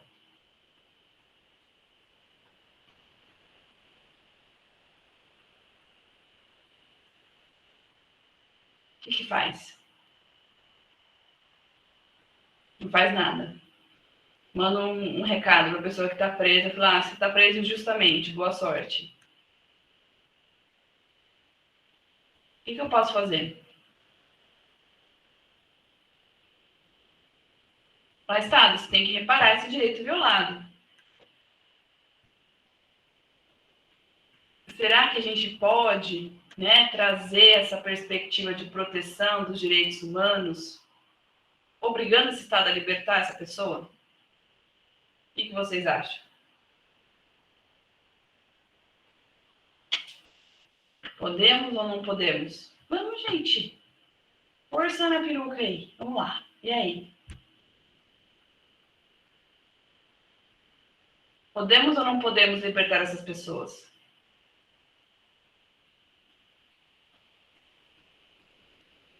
Sim, fala, Estado, você vai reparar assim, vai ter que libertar. Se a pessoa não teve um julgamento justo, você vai ter que libertar esse indivíduo. E aí nós temos uma possibilidade de resposta a essa violação de direitos humanos. Porque não basta apenas dizer que há uma responsabilidade. Eu tenho que buscar, como mencionei, uma reparação. Então, as pessoas têm se utilizado muito a Convenção Europeia de Direitos Humanos para obter um novo julgamento, ou para garantir que haja um desenvolvimento completo desse julgamento, que haja uma reformulação daquele julgamento e assim por diante. Porque a gente está falando de acesso à justiça. Liberdade de expressão, outro direito que eu gosto de ressaltar no sistema europeu, eu vou ressaltar esse mais um, a gente já vai para o sistema interamericano, porque um grande receio da Europa é justamente liberdade de expressão. Porque ao mesmo tempo que a Europa quer proteger esse direito, e vocês que estudam direitos humanos sabem que não existe nenhum direito que seja absoluto, nenhum, a liberdade de expressão não fugiria a essa regra. Ela não é um direito absoluto, ao mesmo tempo que ela é base para a democracia. Então, a Europa passou aí por sistemas autoritários que ela não quer repetir. Então, vamos proteger a liberdade de expressão. Mas essa liberdade de expressão também já foi utilizada para violar outros direitos. Precisamos regular essa liberdade de expressão. Então, a jurisprudência da Corte Europeia de Direitos Humanos, para quem gosta da temática de liberdade de expressão, ela é muito rica e muito importante. Eu recomendo muito que você, quem estiver estudando liberdade de expressão, que pegue aí as decisões da Corte Europeia de Direitos Humanos a esse respeito. Então, o sistema europeu vai dizer que a liberdade de expressão é um pilar da democracia. Não existe democracia sem proteção de direitos humanos e, obviamente, não existe democracia sem liberdade de expressão, que não é um direito absoluto. Então, tem que ter possibilidade de participar das discussões políticas e a mídia pode responsabilizar aqueles que estão no poder. Então, ter ali uma crítica em relação a um governo não significa que automaticamente devo restringir essa mídia. De achar um equilíbrio. É um dos temas mais difíceis que a gente tem no direito internacional de direitos humanos, encontrar esse equilíbrio da liberdade de expressão. Um limite muito claro à liberdade de expressão é o discurso de ódio. Então, a liberdade de expressão ela é limitada ao discurso de ódio. O discurso de ódio é aquele que vai ofender a dignidade da pessoa humana, vai colocar em perigo aquela dignidade. Então, trazer um discurso discriminatório, ofensivo, em relação a determinado grupo vulnerável, vai poder levar a uma violação justamente aos direitos humanos. Logo, vou poder limitar essa liberdade de expressão, porque ela já exacerbou o seu limite. Então, para o sistema europeu de direitos humanos, que tratou por diversas óticas a liberdade de expressão, ele quer uma mídia livre, independente, diversificada, desempenhando esse papel vigilante do público, mantendo as pessoas informadas e não desinformadas. E aí, razão pela qual há uma preocupação enorme sobre a questão de fake news, sobre a questão de notícias falsas. E muitos jornalistas já se valeram do sistema europeu de direitos humanos para buscar uma proteção e poder exercer a sua liberdade de expressão. Então, buscando ali uma proteção por meio do sistema europeu dos direitos humanos, para que pudessem exercer o seu trabalho sem ingerência. Um outro ponto do sistema europeu que eu gosto muito é o tema Direitos Humanos e Meio Ambiente. Quem leu a Convenção Europeia de Direitos Humanos vai perceber que lá não está escrito que o meio ambiente saudável é um direito humano. Como é que, então, nós temos essa proteção no sistema europeu de direitos humanos? É por meio do desenvolvimento, do entendimento dos direitos humanos, porque os direitos humanos são um construído histórico, que ainda que a Convenção Europeia não tenha esse direito específico até hoje, se faz uma interpretação sobre os direitos que já estão previstos nessa convenção, para entender que para que esses direitos que já estão previstos na convenção sejam plenamente exercidos, haja ali essa proteção ao meio ambiente. Então, temos diversos casos relacionados ao meio ambiente, mas que tem como base um direito humano previsto na convenção, e não o direito humano ao meio ambiente saudável como um direito em si mesmo. Então, embora não exista esse direito específico ao meio ambiente saudável na Convenção Europeia de Direitos Humanos, ela é cada vez mais utilizada por indivíduos e grupos nessa campanha para ajudar em questões ambientais, em o momento que eu vou judicializar o meio ambiente a partir da proteção dos direitos humanos. E os temas atrelados ao meio ambiente no sistema europeu vão variar desde poluição ambiental até emissões industriais nocivas, resíduos tóxicos, ruído e assim por diante. Então, isso leva ao desenvolvimento da jurisprudência do sistema europeu, leva a um exemplo para outros sistemas se utilizarem, se valerem dessa construção jurisprudencial. E a gente chega no nosso sistema interamericano de direitos humanos maravilhoso, que é o que a gente vai estudar com mais vagar na próxima aula. O sistema interamericano de direitos humanos não acabou, gente, tá? Só estou dizendo que a gente vai aprofundar na próxima aula. A gente só está dando um panorama geral sobre os sistemas de proteção. O sistema interamericano, tal qual o sistema europeu, nasce dentro de uma concretização política dos países. Então, o sistema europeu no Conselho da Europa, o sistema interamericano na OEA. Quem já tinha ouvido falar da Organização dos Estados Americanos? Coloque no chat. Antes da nossa aula. Não agora. Antes da nossa aula. Quem já tinha ouvido falar do sistema interamericano ou da OEA? Uma pessoa só. 2, 3, 4, 5. Manuela, mas você já teve aula comigo antes, não teve? Não, Manuela? Tô achando que já te conheço de outras, ou não? Tô confundindo. Não sou muito boa com nome, mas às vezes eu lembro. Falei, acho que sim. Então, o sistema interamericano faz parte, está dentro da OEA, Organização dos Estados Americanos. É interessante porque tive a oportunidade de trabalhar na OEA, na verdade, na Comissão Interamericana de Direitos Humanos, que faz parte da OEA, e o então secretário-geral da OEA, que eu conheci na época, eu hoje agora é o Mago, ele mencionou algo muito interessante. Ele falou, algumas pessoas me perguntam o que é a OEA. Eu falo, é a ONU para as Américas. É uma definição não doutrinária, né? Mas é uma definição interessante. Por quê? Porque a OEA, ela tem essa base muito semelhante à ONU mesmo. Ela tem uma busca pela ordem, pela paz, pela justiça, traz ali a ideia de segurança, de desenvolvimento, muito claras, e busca ali que regionalmente nós tivéssemos uma proteção dos valores interamericanos. A construção da OEA vem antes mesmo da própria Segunda Guerra Mundial. Ela vem lá no movimento pan-americano, no século XIX, em que os países vão buscando um entendimento de que juntos somos mais fortes e que nós temos aí uma história comum de colonização, de exploração, de graves violações, que precisa ser levado em consideração para o desenvolvimento da região. Então, a gente precisa se fortalecer enquanto região. Vai surgindo esse movimento pan-americano, e esse movimento vai desencadear, no pós-Segunda Guerra, na concretização da Organização dos Estados Americanos, que fica em Washington, nos Estados Unidos. É interessante, a professora Flávia, que às vezes menciona nos seus livros sobre o tema, que o sistema, que a própria OEA, né, e o Sistema Interamericano de Direitos Humanos, quando ele foi sendo desenvolvido pelos estados, eles não tinham vontade, ou, na verdade, tinham vontade, mas eles não tinham ideia que realmente daria certo. Eles, vamos fazer, mas não sei se vai dar muito certo. Foi uma criação do sistema com uma grande descrença. Por quê? Porque no momento após Segunda Guerra, não significou que o mundo estava, em paz, maravilha, né? A gente estava numa Guerra Fria.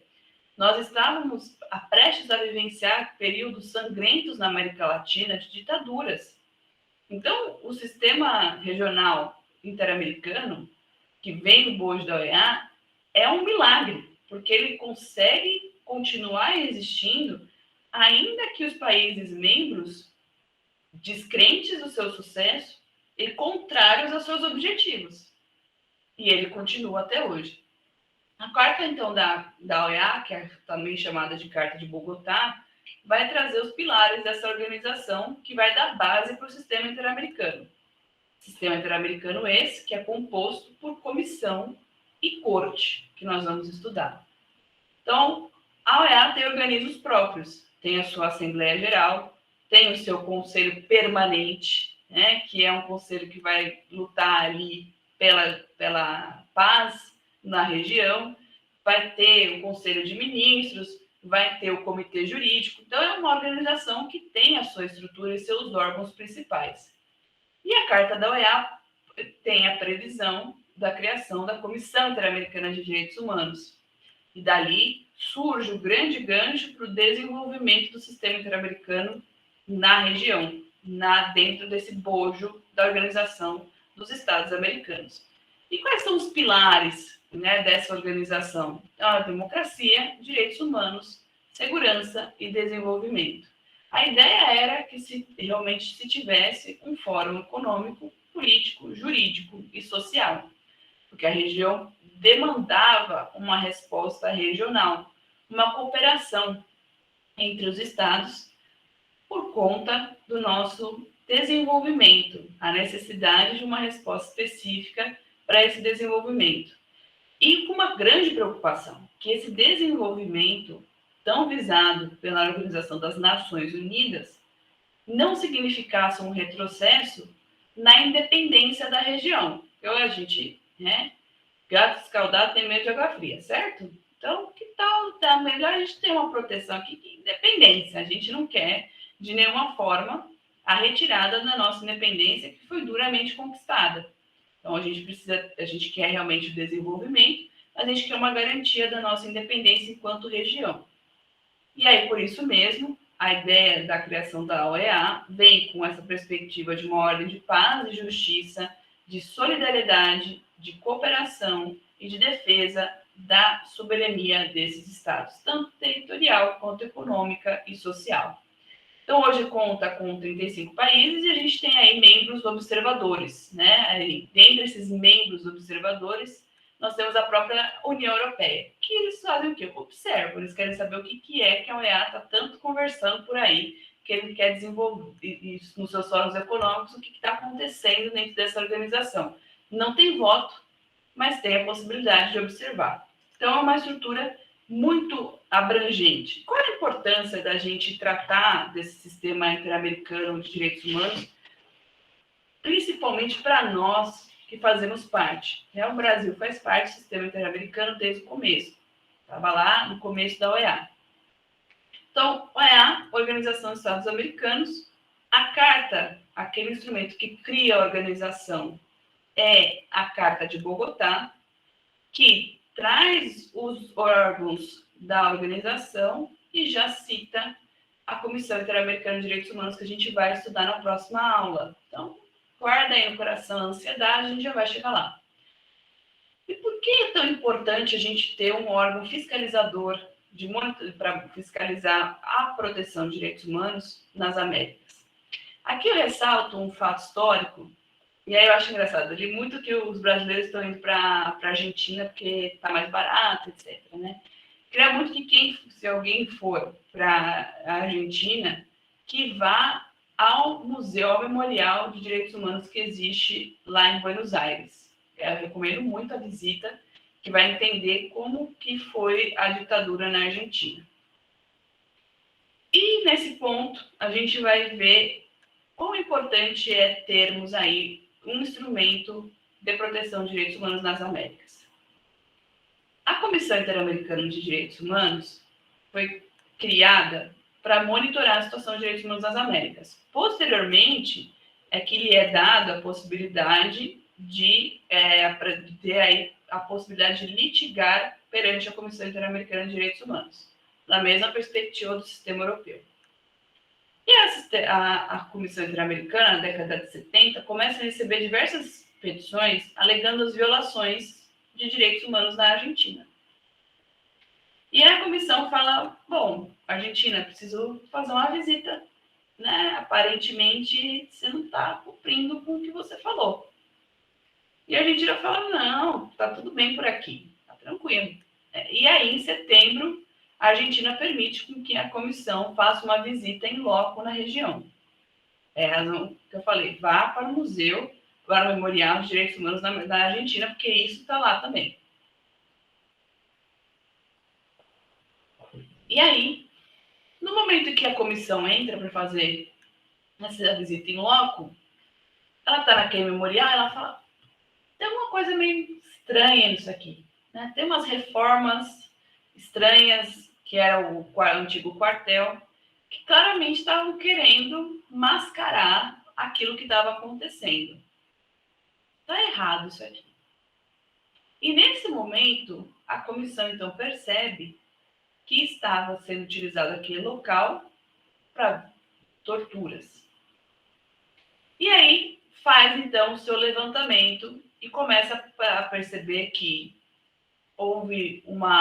havia ali as denúncias, elas tinham um fundamento e que havia então graves violações de direitos humanos. Então, a Comissão Interamericana percebeu que havia, além de tudo, uma impunidade naqueles que participavam dessas graves violações. E as pessoas acabavam vendo na comissão, e ainda veem na comissão, essa oportunidade para que as denúncias fossem escutadas e que essa questão das violações dos direitos humanos fosse finalmente levada à luz. A comissão, como resultado dessa visita, vai produzir um informe. E esse informe permitiu que todo mundo, e aí todo mundo, digo comunidade internacional, tomasse conhecimento dessas violações massivas, né, e sistemáticas cometidas durante a ditadura. E aí leva a esse governo militar sendo responsável internacionalmente por essas violações de direitos humanos. Ao ponto de nós termos aí a questão da Argentina sendo questionada no sistema interamericano de direitos humanos, tanto na comissão quanto na corte.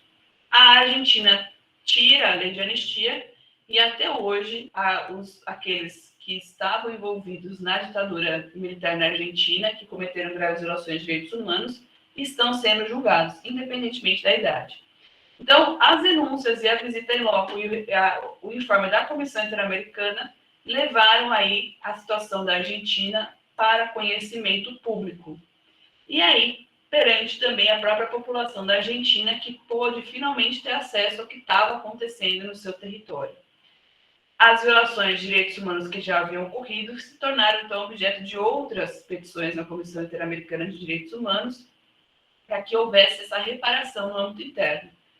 Nesse sentido, a própria questão da lei de anistia no sistema na Argentina, como também foi a mesma questão no Chile, né? O Chile também é uma ditadura extremamente sangrenta, mas ainda mais longa do que na Argentina, e que leva também a esse conhecimento do que estava ocorrendo e o que ocorreu posteriormente a essa ditadura, à luz a partir da atuação dos instrumentos do sistema interamericano. Então, o sistema interamericano, que a gente vai trabalhar nas suas nuances, como ele funciona na próxima aula, vem ali na base da Organização dos Estados Americanos. Esse sistema se desenvolve, no primeiro momento, a partir de uma comissão e, posteriormente, vai para o desenvolvimento de uma corte, que é a Corte Interamericana de Direitos Humanos, que surge com a Convenção Americana de Direitos Humanos de 69. Ela passa a atuar em 1978, quando a convenção entra em vigor, e atua até hoje. Atualmente, essa semana, a partir do dia 22, o Brasil está sediando pela primeira vez as sessões da Corte Interamericana de Direitos Humanos no STJ. Então, é um exemplo magnífico, belíssimo, de uma interamericanização do direito interno. Por quê? Porque os juízes e juízas do Brasil estão tendo a oportunidade, e juristas, né, todo o Brasil, estão tendo a oportunidade de vivenciar como é um julgamento na Corte Interamericana de Direitos Humanos, porque a Corte ela fica em São José da Costa Rica.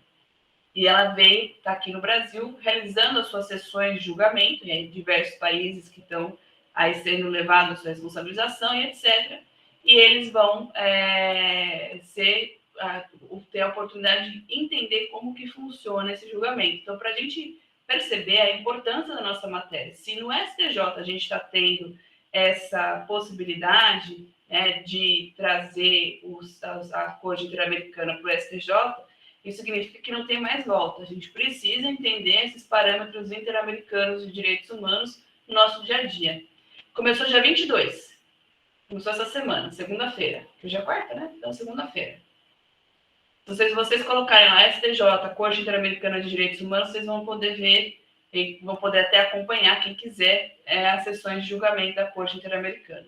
Então, não tem mais volta, gente. Precisa saber o que é o sistema interamericano, porque a consequência da gente estar tendo essas sessões aqui no Brasil e tantas outras iniciativas sobre o sistema interamericano no Poder Judiciário, é que a gente precisa se inteirar sobre isso. A gente precisa saber, porque não dá para receber uma petição falando sobre a Convenção Americana e eu não sei o que é a Convenção Americana.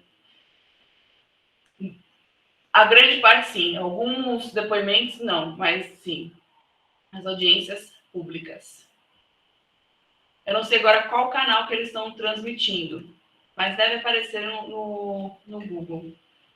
A notícia eu já estava sabendo já antes, e aí o STJ soltou nota antes das audiências, e essa semana uma outra nota, porque além de tudo teve uma homenagem ao nosso querido Antônio Augusto Cansado Trindade, que foi juiz da Corte Interamericana de Direitos Humanos por 2 mandatos, estava como juiz da Corte Internacional de Justiça, mas infelizmente nos deixou esse ano, faleceu, e houve uma belíssima homenagem em relação a ele. A homenagem eu consegui assistir. Então, quem puder assistir, vale muito a pena. A gente vai, então, de novo, como eu mencionei, entrar no sistema interamericano com mais devagar na quarta-feira. Então, a gente vai entender todo o trâmite no sistema interamericano, para não sofrer, para não ter nenhuma dúvida.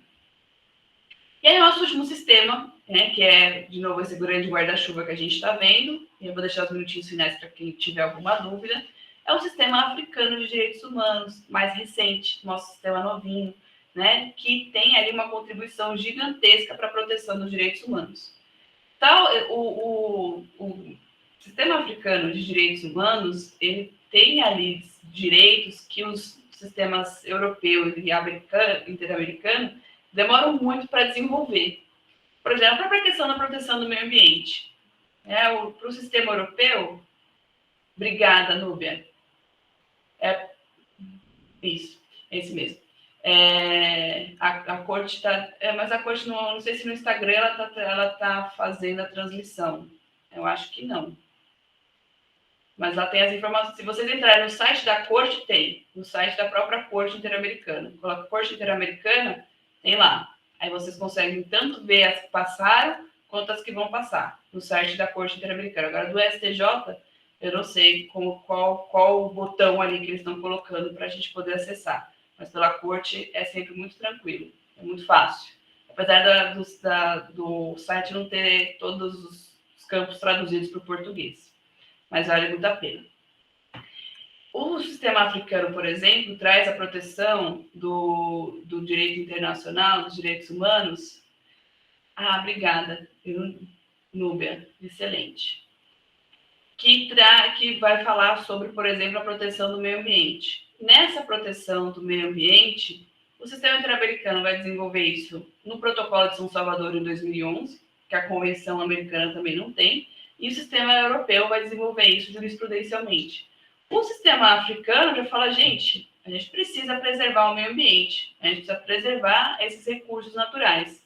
E aí já traz essa proteção muito clara na sua Constituição. Então, na própria Declaração Universal dos Direitos, na própria Carta Africana, que tem como base a Declaração Universal dos Povos, que é de 76, e a Carta em 81, já vai trazer aí quais os direitos que devem ser preservados. E vai trazer o direito dos povos, vai trazer a questão das tribos, dos povos, e vai trazer um meio ambiente saudável. Então, ele é um sistema que ele deve ser olhado com muito carinho, porque ele tem uma contribuição para a proteção do meio ambiente muito forte, como vocês vão estudar posteriormente.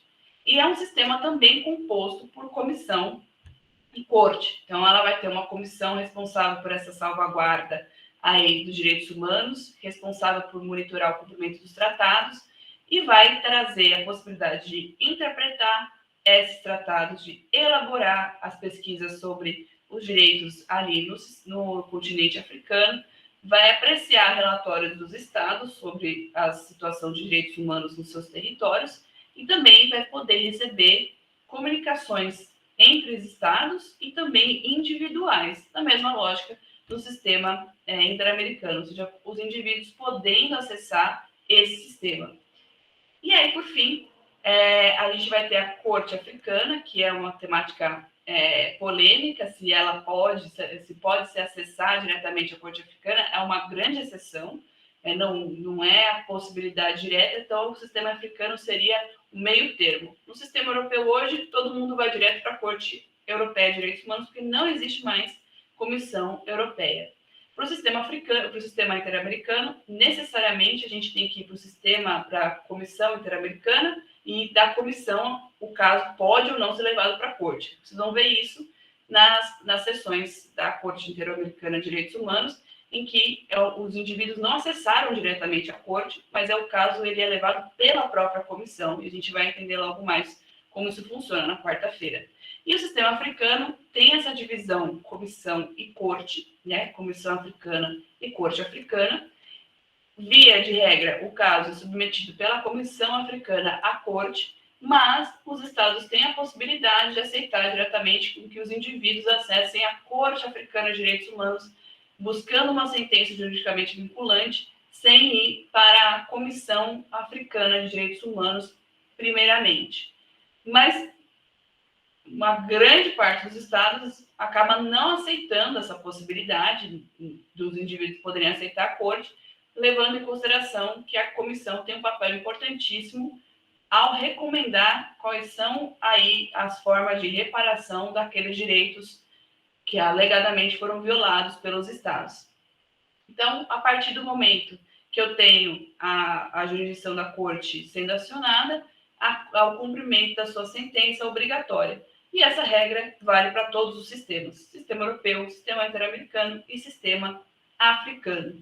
Então, nós temos essa possibilidade de interpretação sobre os sistemas regionais de proteção de direitos humanos, e esses sistemas eles podem ser utilizados de uma forma completa, ou seja, não é porque eu estou no sistema interamericano que eu vou esquecer quais são os parâmetros do sistema europeu, porque a própria Corte Interamericana se vale de jurisprudência da Corte Europeia para afirmar o seu entendimento.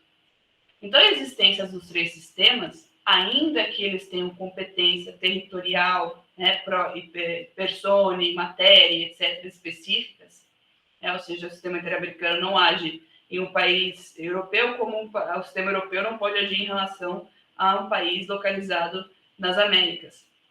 Os sistemas se conversam. Por quê? Porque eles entendem que esses entendimentos que são construídos jurisprudencialmente, ou a partir de recomendações, ou a partir de relatórios, vão trazer um desenvolvimento completo para a proteção dos direitos humanos. Daí a importância de nós termos aí uma visão de todos os sistemas, ainda que o nosso sistema seja o sistema interamericano, quando estou falando do Brasil. Mas isso não quer dizer que eu vou poder ignorar o sistema europeu, o sistema africano. Por quê? Porque os sistemas eles se conversam, no sentido de buscar esses entendimentos para afirmar o seu próprio entendimento.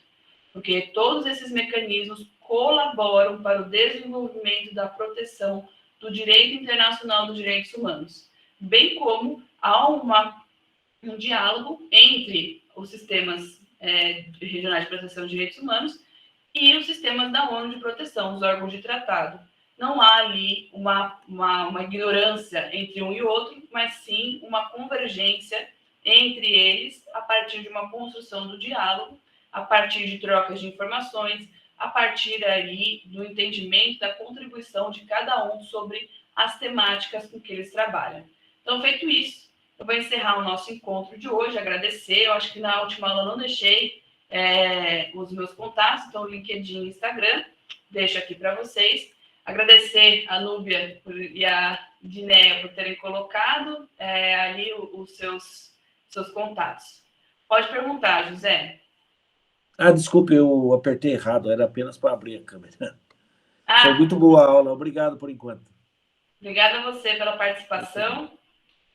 Não sei, Felipe, se vocês conseguem assistir a gravação. Eu acho que sim, eu acho que vocês conseguem. Tem até aqui em cima no chat, tem o link do Drive que vocês conseguem acessar. Não sei quando que vai ficar disponível, mas com certeza vocês conseguem acessar sim, tá bom? Tá bem. Obrigada, gente. Até a próxima. Até a próxima. Até quarta-feira que vem, pessoal. Muito obrigada pela atenção e pela participação.